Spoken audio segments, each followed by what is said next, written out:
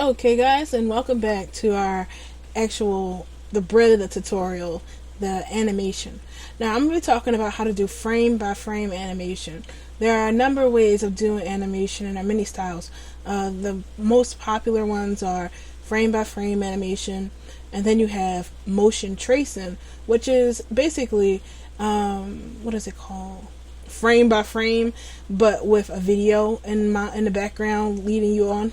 And the other most popular one is motion capture, where you have a camera that records your motions and it translates it into 3D data.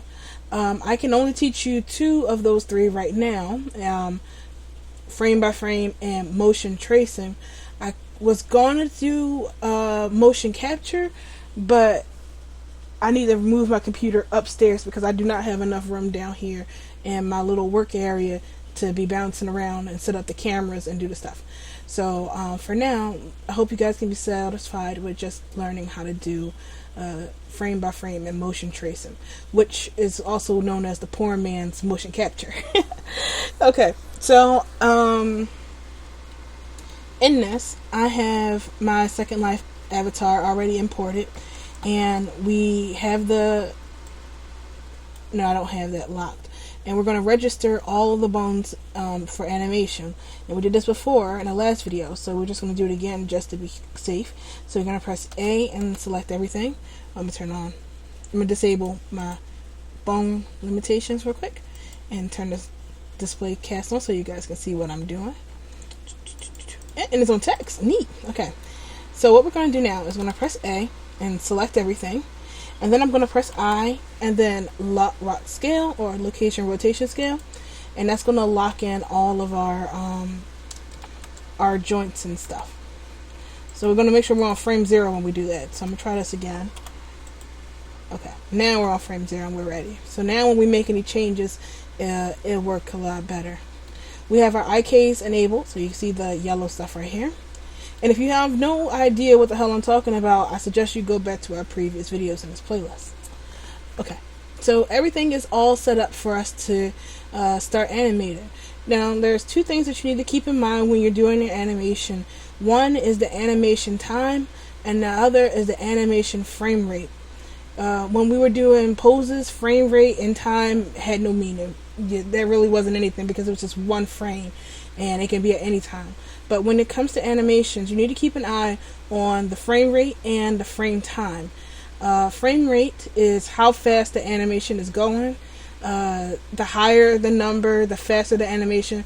The lower the number, the slower the animation will be. And a frame time is how long the animation is playing. By default, Second Life doesn't allow. Let's see, how can I say? Second Life does not care how many frames is in your animation. What it does care about is how long your animation is. A Second Life animation can only be exactly 60 seconds long. But for some reason, 60 seconds on a dot never registers in Second Life, so you need to make your animation 59.9 seconds. So as long as it's 59.9 seconds and under, your animation is good, and it can be at any frame rate or so as long as it's underneath that timeline. So how do you know what the frame rate is and what the time of it is? So what we need to do is bring our attention down here to our good old friend Mr. Timeline. And you see how the ruler down here is marked in frames. We need to change that to time to keep an eye out for it.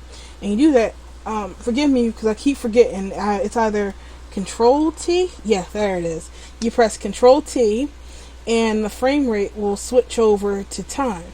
So let's make this a little bit bigger if I can. There we go. We don't need to see the dope shit. There we go. So when you zoom in, you'll see both the frame. I'm not sure what the 1 and the 2 is. I want to say this is still frame 1, frame 0, 5 seconds, 10, 14, 19. The second number is what you need to pay attention to. Those are the seconds of the animation. Let me see something. Okay, yeah, I don't know what the 0 and the thing is, but I do know that the second one on the side here, these are seconds. So if we were to continue on making an animation with our current frame rate, it would be, let's see, 23, 26, 27, 30. Oh, there you go. About here is where we should stop. So at our current frame rate, we can make an animation that's 1,418 frames long, and that should equal out to the default Second Life stuff. You can establish the frame rate by going to the render tab and go down to the animation export, and you can change the frames per second here. So right now, the animation that we're about to make should be 14 frames per second. 24 frames per second. But if we were to change the frame rate, make it slower to something like 10 frames per second, you'll see that when we zoom out and we look at the frames, the time is different. Now, if we made an animation that had 10 frames per second at with 1,418 frames, the time has switched up to 2 minutes and 20 seconds, which is way over the limit. We need to be somewhere around here, which means that at this frame rate, we can make an animation at 576 frames. So that's something that you need to keep an eye on. Now, just because we have it at the frame rate doesn't mean that Blender is going to play it at that frame rate. Let me give you an example. Let's turn our frame rate back up to 24 frames per second. Actually, the standard one is 30 frames per second. So let's turn it to there, and let's make an animation real quick. So let's start at frame 0 and then scoot it over to frame 1. So that's where our animation is going to start.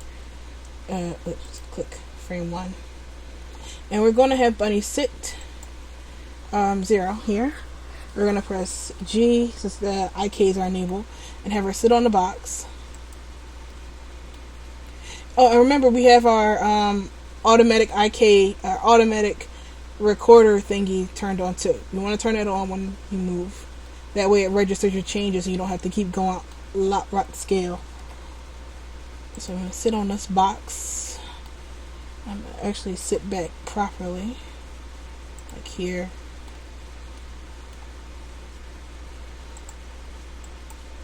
And G and put my arms down. Here on the side.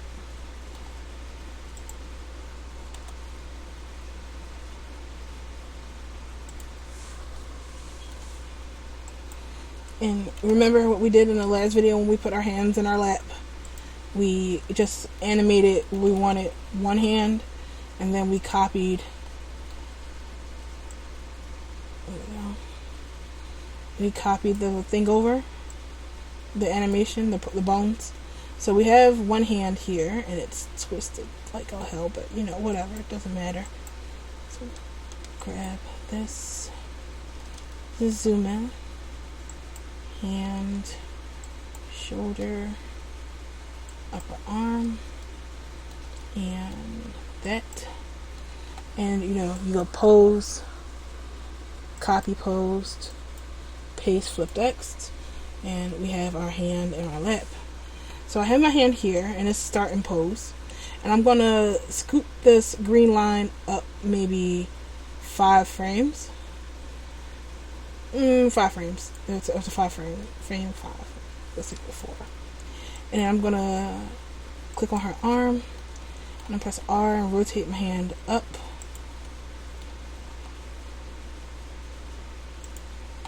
And let's see, we go another 5 frames and a couple frames. And we're gonna push it down. Whoops. It helps if you use this modifier thingy here too. Hand here. I'm gonna grab this hand. We're gonna pull this hand up. And I put it back down here, and then pull this hand back up.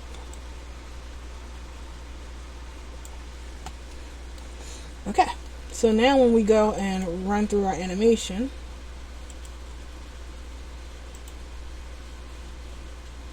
you see my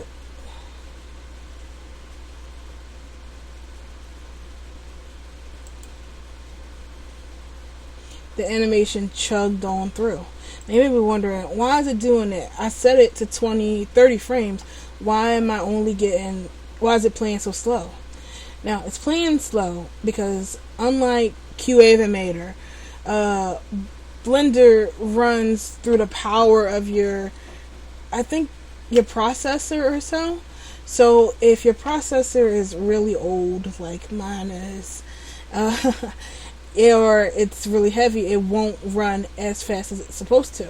So you can do things to reduce it. For example, you can not wear a whole outfit of clothes that are super heavy, like this hair and stuff like that.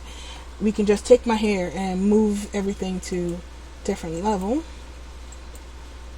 Not even my bow. At least let me keep my... No.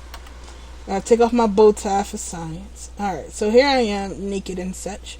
Now, we click on my body, and we go back to here. Look at how fast it plays. Back to where it was supposed to do. So, if you find that you're lagging or something, try removing things that cause your avatar, your Blender environment to be heavy. So I want to do this again. I don't remember where I put all my stuff. Oh, my bones should be right here. It's usually where I put it. There we go. Okay, so now we have this, and we can test it out. If we want it to loop or so, or at least stop and not play off into oblivion, we can see what frame it's on, and then we can stop it there. So this is frame 12. I'm going to press 12, and go back here. So I wanted to start at frame 1, and so I can have my avatar do that. Now you can edit your avatar.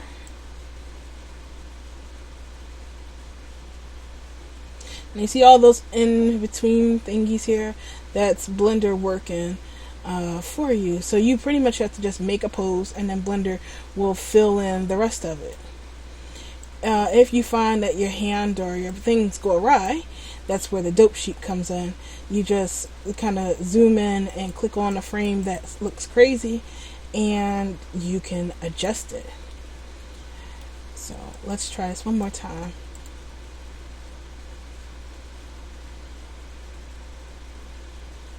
If you want to, you can try slowing it down. So I'm going to go back into, click on my bones here. At the moment, another thing you want to keep an eye on, so turn this back to 30, is the frames per second thing that's up here. This will tell you how many frames your animation is actually playing on. So right now my frames is actually on 15.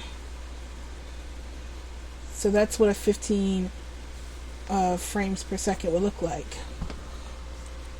So if I actually made it slower and try to reduce it, like 8.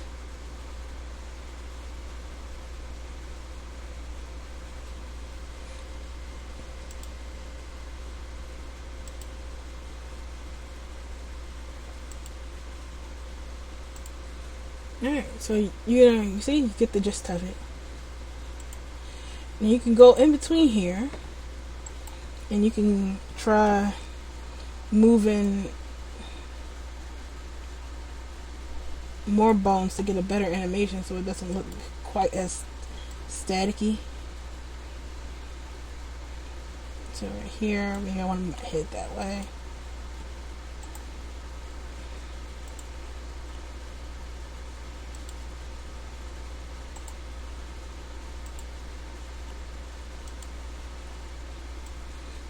So now it's not very pretty, but let's try fine-tuning it a little. So let's see. I think maybe here I want to